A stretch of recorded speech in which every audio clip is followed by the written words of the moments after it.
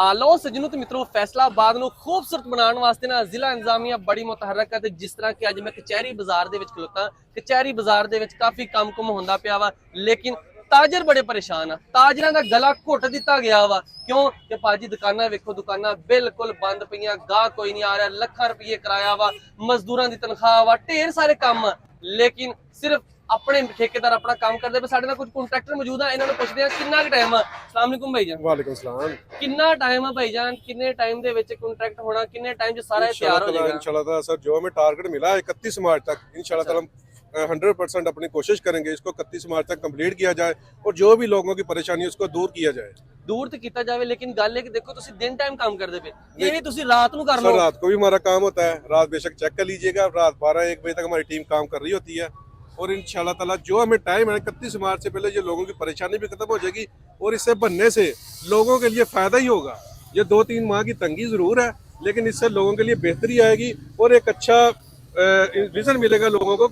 हम बिल्कुल ये कचरे से उठ के एक अच्छे म्यारी बिल्कुल म्यारी एक हमारा काम होगा इंशाल्लाह ताला। जब ये मुकम्मल हो जाएगा फिर लोग देखेंगे और इंशाल्लाह लोग कहेंगे ये अगले 7 बाजार भी ऐसे बनाए जाए।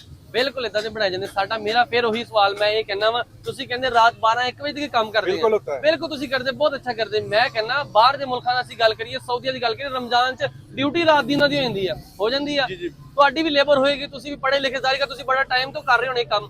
ਮੇਰੇ ਕਹਿਣ ਦਾ ਮਤਲਬ ਇਹ ਵਾ ਕਿ ਤੁਸੀਂ ਅਗਰ ਸ਼ਿਫਟ ਰਾਤ ਨੂੰ 8 ਤੋਂ ਸਵੇਰ 8 ਕਰ ਲਓ ਸਰ ਜਿਹੜੇ ਕਾਰੋਬਾਰ ਦੇਖੋ ਜੀ ਜਿਹੜਾ ਕਾਰੋਬਾਰ ਆ ਹੁਣ ਉਹ ਦੁਕਾਨ ਵਾਲਾ ਦੇਖ ਲਓ ਨੇ ਸ਼ਟਰ ਡਾਊਨ ਕਰਤਾ ਉਹ ਬੰਦ ਆ ਉਹ ਵੀ ਬੰਦ ਆ ਉਹ ਵੀ ਬੰਦ ਆ ਇਹਨਾਂ ਨੇ ਕਿਰਾਇਆ पता ਇਹਨਾਂ ਦਾ कितना। सर मेरी बात सुनिए ऐसे जो काम है ग्राइंडर वाले कुछ काम ऐसे हो तो रात को नहीं चल सकते यार बड़ियां लाइटां लाओ सर आज रात जो काम है ना आज रात हमारी एक्सीवेटर लगेगी इधर वो रात का विजन है हमारा वो रात को काम होगा।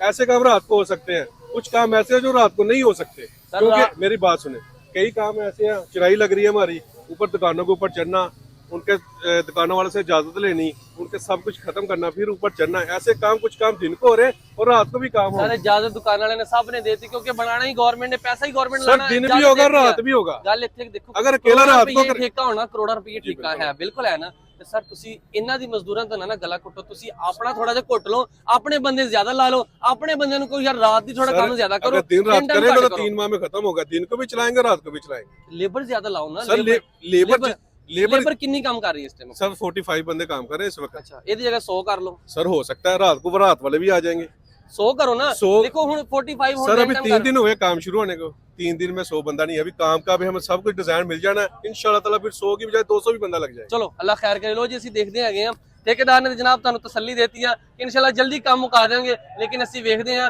ਕਿ ਜਨਾਬ ਕਿੰਨੇ ਟਾਈਮ 'ਚ ਕੰਮ ਮੁਕਦਾ ਜਾਂ ਤੇ ਤਾਜਰ ਅੱਲਾ ਦੇ ਹਵਾਲੇ ਹੋ ਜਾਣਗੇ ਜਾਂ ਫਿਰ ਤਾਜਰ ਖੁਸ਼ ਹੋ ਜਾਣਗੇ।